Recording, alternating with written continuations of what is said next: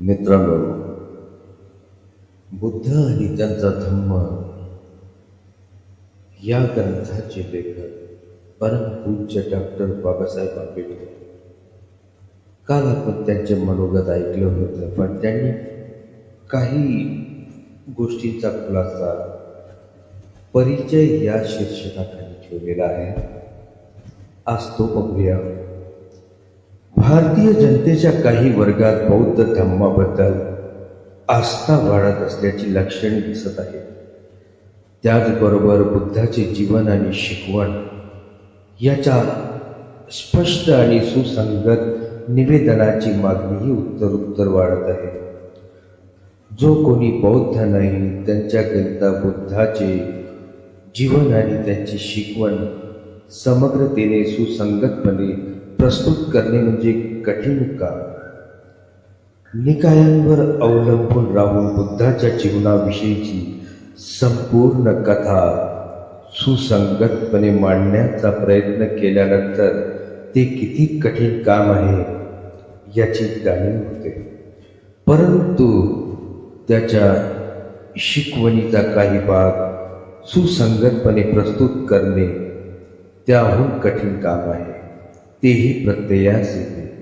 जगात जेवढे धर्म संस्थापक होऊन गेले त्यात बौद्ध धर्माच्या संस्थापकाचे जीवन व शिकवण पूर्णाशाने आणि सुसंगतपणे सादर करण्यात जी समस्या उपस्थित होते ती गोंधळात टाकणारी नसली तरी ती निश्चितच गुंतागुंतीची आहे असे म्हणणे अतिशयोक्ती होणार नाही.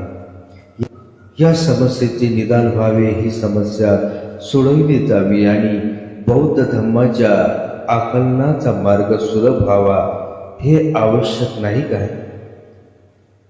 जे बौद्ध आहेत निदान त्यांनी तरी ह्या समस्येवर खुली चर्चा करावी आणि यावर जेवढा प्रकाश टाकता येणे शक्य असेल तेवढा टाकावा. यासाठी हीच वेळ योग्य नाही काय? या समस्यांवर चर्चा व्हावी या हेतूने मी त्यांचा या स्थानी उल्लेख करतो. प्रथम समस्या बुद्धाच्या जीवनातील प्रमुख घटना प्रवज्जेशी संबंधित आहे. बुद्धाने प्रवज्जा का ग्रहण केली? त्याचे पारंपरिक उत्तर असे आहे की त्याने मृतदेह रुग्ण आणि वृद्ध मनुष्य पाहिला. सकृत दर्शनी हे उत्तर हास्यास्पद वाटते. बुद्धाने वयाच्या 29व्या वर्षी प्रवज्जा ग्रहण केली. ही 3 दृश्ये पाहून त्याने प्रवज्जा ग्रहण केली असेल तर त्याला ही 3 दृश्ये पूर्वी कधीही दिसली नसणे कसे शक्य आहे? ज्या नित्याच्या घटना आहेत त्या शेकडोनी घडत असतात, म्हणून तत्पूर्वी त्या बुद्धाच्या सहजच नजरेस पडल्या नसतील हे कसे शक्य आहे? त्याने प्रथमच या घटना पाहिल्या हे परंपरागत स्पष्टीकरण स्वीकारणं अशक्य आहे. हे स्पष्टीकरण विवेकास पटण्यासारखे नाही आणि स्वीकारण्यायोग्यही नाही. परंतु या प्रश्नाचे हे उत्तर नसेल तर मग खरे उत्तर कोणते? दुसरी समस्या 4 आर्य सत्यांनी निर्माण केली आहे. बुद्धाच्या मूळ शिकवणीत त्यांचा अंतर्भाव होता काय? हे सूत्र बुद्ध धम्माच्या मुळावरच आघात करणारे आहे. जीवन म्हणजे दुःख, मृत्यू म्हणजे दुःख आणि पुनर्जन्म म्हणजे दुःख, तर सर्व काही संपतेच म्हणावे लागेल.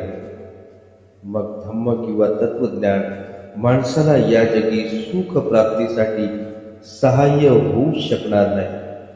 जर दुःखापासून मुक्तीच नसेल तर धम्म काय करणार? अबौद्धांनी बौद्ध धम्म ग्रहण करण्याचा मार्ग ही 4 आर्य सत्य म्हणजे मोठी बाधा होईल. कारण ही 4 आर्य सत्य माणसाला आशावाद नकारतात. ही 4 आर्य सत्य बौद्ध धम्माला निराशावादी धम्माच्या रूपाने प्रस्तुत करतात. काय ही आर्य सत्ये मूळ धम्मात अंतर्भूत आहेत अथवा भिक्खूंनी ती मागाहून प्रक्षिप्त केली आहे? तिसरी समस्या आत्मा, कर्म आणि पुनर्जन्माच्या सिद्धांताशी संबंधित आहे. बुद्धाने आत्म्याचे अस्तित्व नाकारले, परंतु त्याने कर्म आणि पुनर्जन्माचा सिद्धांत प्रतिपादिला असेही म्हटले जाते. मग लगेच प्रश्न उपस्थित होतो, जर आत्मा नाही तर कर्म कसे असू शकते? जर आत्मा नाही तर पुनर्जन्म कसा असू शकतो? हे गोंधळात टाकणारे प्रश्न आहेत. कर्म आणि पुनर्जन्म हे शब्द बुद्धाने कोणत्या अर्थाने योजिले? तत्कालीन ब्राह्मणांनी हे शब्द ज्या अर्थाने योजिले त्यापेक्षा भिन्न अर्थाने बुद्धाने हे शब्द योजिले काय? असे जर असेल तर कोणत्या अर्थाने? ब्राह्मणांनी ज्या अर्थाने हे शब्द योजिले त्याच अर्थाने बुद्धाने हे शब्द योजिले होते काय? असे असेल तर आत्म्याचे अस्तित्व नकारणे आणि कर्म आणि पुनर्जन्मावर विश्वास यात प्रचंड विसंगती नाही काय? ही विसंगती निवारणे आवश्यक आहे. चौथी समस्या भिक्खू संबंधी आहे. भिक्खू संस्था निर्माण करण्यात बुद्धाचा हेतू काय होता? काय त्याचा हेतू परिपूर्ण माणूस निर्माण करणे हा होता, अथवा त्याचा हेतू जो आपले आयुष्य मित्र, मार्गदर्शक आणि तत्वज्ञ म्हणून लोकांच्या सेवेत समर्पित करीत असेल, समाजसेवक निर्माण करणे हा होता? हा खरा महत्वाचा प्रश्न आहे. यावर बौद्ध धम्माकडे भवितव्य अवलंबून आहे. भिक्खू म्हणजे परिपूर्ण माणूस असा अर्थ असेल तर त्याचा बौद्ध धम्माचा प्रचार प्रसारासाठी काही उपयोग नाही. कारण जरी तो परिपूर्ण माणूस असला तरी तो स्वार्थी माणूस आहे. दुसऱ्या बाजूने जो समाजसेवक असेल तर तो धम्माचे आशास्थान ठरू शकतो. अशा प्रश्नाचा निर्णय धम्मविषयक सात्विक सुसंगतीपेक्षा बौद्ध धम्माच्या भवितव्याचा हिताचा विचार करून घेणं आवश्यक आहे. महाबोधी सोसायटीच्या नियतकालिकाचे वाचन मला प्रत्येक दृष्टीने नीरस वाटते. असे मी म्हटले तर ते अप्रस्तुत होऊ नये. मी असे म्हणतो याला कारण प्रस्तुत साहित्य माहितीपूर्ण आणि वाचनीय नाही असे नाही. ही नीरसता माझ्या मते हे साहित्य निष्क्रिय वाचकांद्वारा वाचले जाते, यातून उत्पन्न झाली आहे. एखादा लेख वाचल्यानंतर त्या लेखाच्या वाचकाच्या प्रतिक्रिया जाणून घेणे आवश्यक असते, परंतु या नियतकालिकाचे वाचक आपली प्रतिक्रिया कधीच व्यक्त करीत नाही.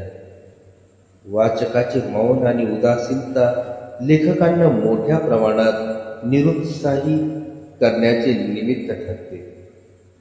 मला आशा आहे मी उपस्थित केलेल्या समस्या वाचकांना त्यांच्या निदानासाठी योगदानास उपयुक्त करतील, प्रयुक्त करतील.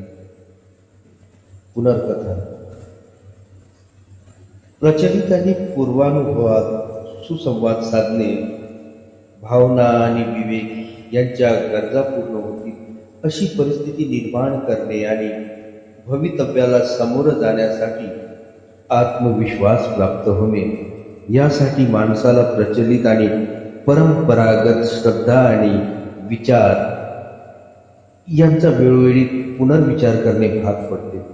वर्तमानात, व्यवहारात आणि तात्विक महत्वाच्या दृष्टीने समीक्षेचा आणि शास्त्रीय अन्वेषणाचा विषय म्हणून धर्माचे महत्त्व वाढले असते, तरी त्याची कारणे शास्त्रीय ज्ञान आणि विचार याची तीव्र गतीने प्रगती, या विषयांवर गहन गंभीर बौद्धिक रुची, वैश्विक स्तरावर धर्मात सुधारणा करण्याची किंवा धर्माची पुनर्रचना करण्याची व्यापक प्रवृत्ती अथवा अधिक विवेकपूर्ण शास्त्रोक्त आणि न्यूनतम अंधश्रद्धेंवर आधारित विचारप्रणितीची त्याऐवजी स्थापना करण्याची व्यापक प्रवृत्ती आणि धर्माला प्रभावित करणाऱ्या किंवा धर्माने प्रभावित होणाऱ्या सामाजिक, राजनैतिक आणि आंतरराष्ट्रीय घटना ही होत.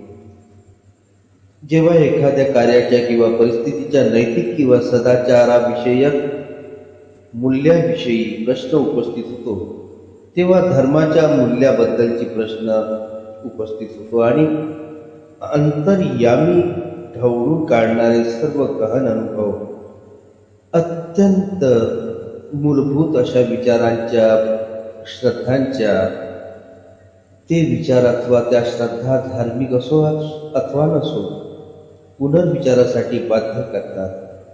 अंतिमतः न्याय मानवाचे भवितव्य ईश्वर आणि विश्व याविषयी प्रश्न उपस्थित होतात आणि या अनुषंगाने धार्मिक आणि अन्य विचारांचा परस्पर सहसंबंध सर्वसामान्य ज्ञानाची साधारता आणि अनुभव आणि सत्य यांच्या व्यवहारिक संकल्पना या संबंधीचे प्रश्न यात केले जातात। तर मित्रांनो, आजचे वाचन आपण इथेच थांबवूया, भेटूया पुढल्या भागात सुरू होईल बुद्ध आणि धम्म या पुस्तकाचे मुख्य वाचन। आतापर्यंत आपण ऐकलंय पुस्तकाचे लेखक परमपूज्य डॉक्टर बाबासाहेब आंबेडकर यांचे विचार, यांचे मनोगत। जर आपणास माझी वाचनशैली, माझा हा उपक्रम आवडला असेल तर कृपया चॅनलला लाईक करा, सबस्क्राईब करा, शेअर करा आणि बेल आयकॉनची बटन अवश्य दाबा, जेणेकरून आपणास संपूर्ण बौद्ध आणि त्यांचा धम्म या ग्रंथाच्या वाचनाचे व्हिडिओ सर्वप्रथम आपणास मिळतील। तर आजची वाचन आपण इथेच थांबवतोया। धन्यवाद।